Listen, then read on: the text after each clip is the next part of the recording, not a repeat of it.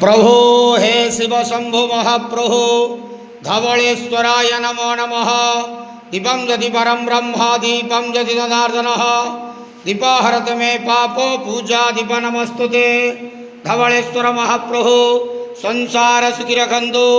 आज शुभ शुक्रवार रे समस्त श्रद्धालु भक्त मान को आशीर्वाद करंतु। मनस्कामना पूर्ण करंतु। कर्म क्षेत्र नदी करंतु। ग्रहरिष्ठ खंडन करंतु।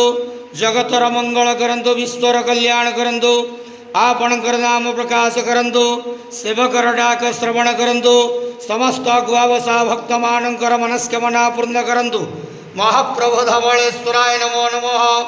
संसार सुखी रखंतु आनंद गवार हरि बोलो।